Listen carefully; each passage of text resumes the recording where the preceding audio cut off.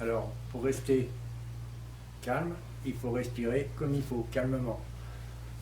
Mais il y a donc plusieurs façons de respirer. Nous regardons comment se calmer. Alors, il y a plusieurs façons de respirer, bien sûr. Nous avons regardé un mouvement respiratoire où nous relâchons la pression tout doucement. C'est un mouvement pour se calmer, pour baisser le rythme cardiaque, très important au combat. Plus tard, il sera mémorisé dans la tête, ce qui fait que nous le ferons tout simplement quand nous nous mettrons en kamae. J'inspire, je viens me placer. Cependant, nous pouvons respirer de plusieurs manières différentes. Si, dans les exemples que j'ai montrés jusqu'à maintenant, nous faisons des mouvements lents et des respirations lentes, nous allons aussi au combat aller vite. Donc nous allons aussi respirer rapidement. Alors, il n'est pas nécessaire d'avoir beaucoup d'air à expirer pour faire des frappes. Donc, l'énergie que nous allons prendre en une seule respiration peut être divisée en plusieurs fois. C'est le cas si nous allons enchaîner plusieurs frappes. Si je mets une frappe unique, inspiration, expiration, je n'ai mis qu'une frappe. Inspiration, expiration. En un temps. Un temps pour expirer, un temps pour inspirer. Nous allons faire la même chose en faisant deux frappes. Inspiration. Nous voyons que j'expire deux fois. Inspiration.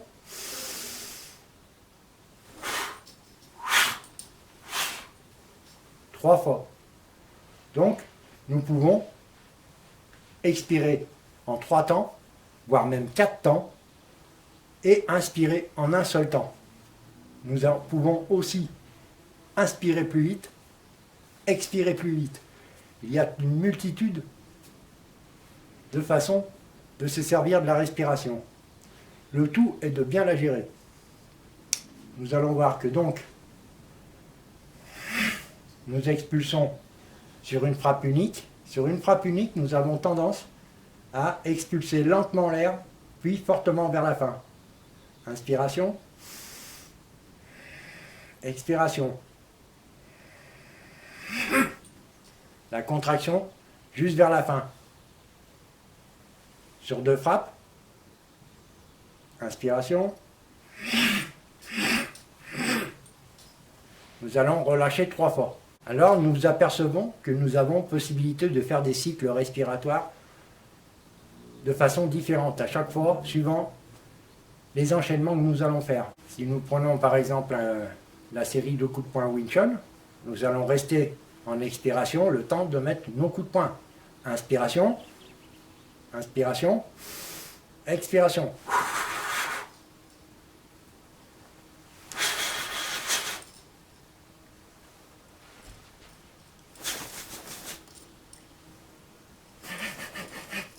J'expire en plusieurs fois. Donc nous voyons que nous pouvons faire plusieurs cycles de respiration différents. Nous pouvons inspirer très vite, comme nous pouvons inspirer très vite. Nous pouvons inspirer vite, expirer lentement. Nous pouvons inspirer vite et expirer en plusieurs fois. Donc nous avons plusieurs schémas. Au combat, nous allons nous en servir suivant les actions que nous allons faire. Donc, quelque part dans nos actions, nous allons toujours avoir un schéma assez rythmé. Nous allons créer un tempo, un rythme dans la respiration et dans notre combat. Quand nous ferons des enchaînements, ce sera toujours synchronisé avec notre respiration. Si nous faisons des mouvements simples, alors je vais faire du bruit avec la respiration. Normalement, on n'en fait pas. C'est pour que vous entendiez quand même un peu. Alors, on respire par le nez, on expire par le nez, pas par la bouche. Si vous commencez à respirer par la bouche, c'est que vous commencez à être essoufflé. Donc, à ce moment-là, vous faites le mouvement respiratoire pour refaire descendre votre respiration et calmer votre rythme cardiaque. Alors, si par exemple, nous faisons un enchaînement, nous allons partir sur une parade, inspiration, expiration. Inspiration, expiration. Je ne fais qu'un geste.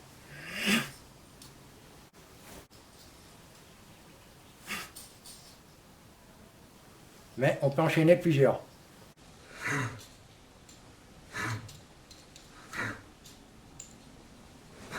Je suis tombé en panne de batterie. On reprend.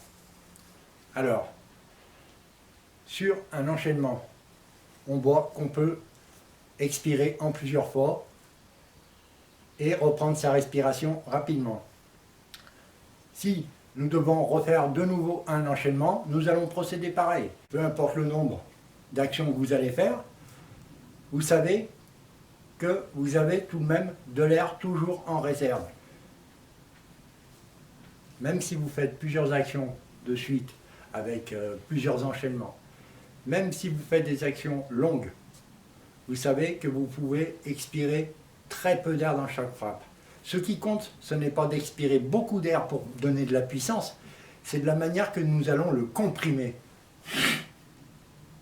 Donc, ça peut être long, ça peut être court. Comme je l'ai dit précédemment, c'est dans la compression de l'air que nous fabriquons l'énergie. Donc, pour avoir de la puissance, pour avoir de l'énergie, c'est quand nous allons comprimer. Donc, quand nous allons faire plusieurs actions, on comprime plusieurs fois. Tout simplement. Si nous avons beaucoup d'actions, nous savons que nous allons économiser au fur et à mesure notre énergie pour avoir toujours une petite réserve d'air. Il n'y a pas besoin d'avoir beaucoup d'air, comme je le dis. Et dès que nous pouvons avoir un moment de recul face à l'adversaire, nous en profitons pour refaire le plein d'énergie, c'est-à-dire tout de suite prendre des respirations très importantes et refaire tomber la pression. Tout de suite réguler le rythme cardiaque. Alors pour aller vite et pour être puissant, il faut gérer beaucoup de choses.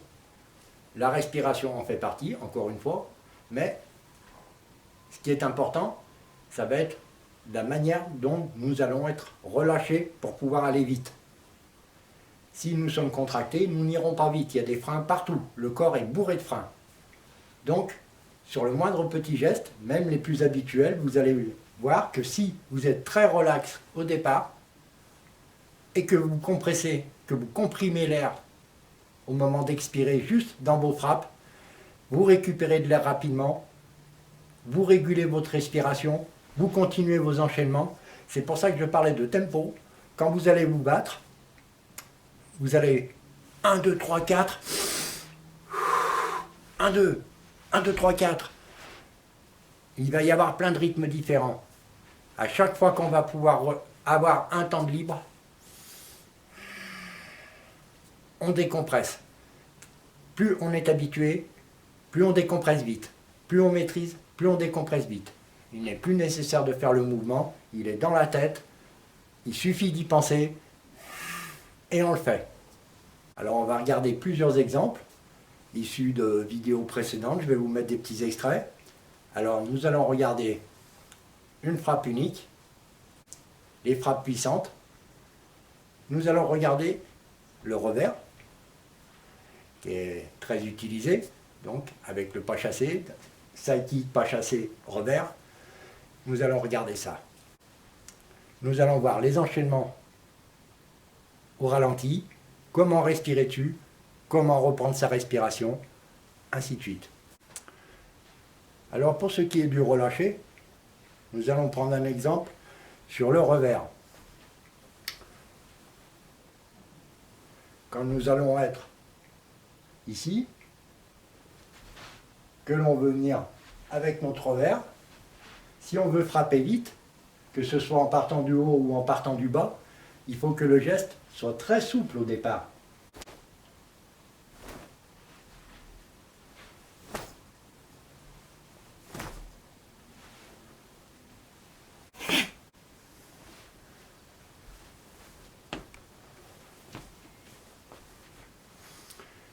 Si vous commencez à être contracté du début, votre bras sera freiné. Inutile de se soucier aussi de la position de la main. Quand nous allons par exemple, quand je vais mettre un revers comme ceci avec un coup de poing, ma main va venir se verrouiller toute seule. Si elle flotte,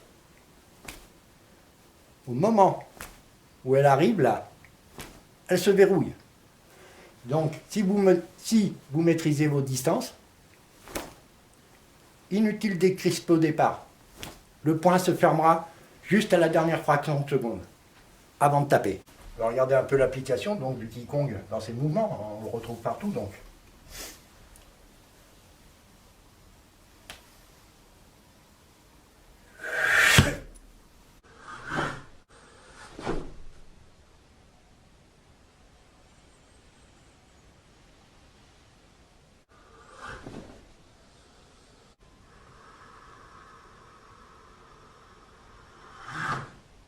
Quand on veut mettre de la puissance, de l'énergie, on ne va pas tout relâcher d'un coup, on ne va pas faire comme ça.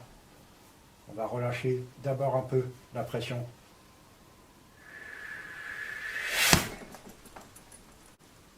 On lâche tout après. Inspiration. Je relâche tout doucement.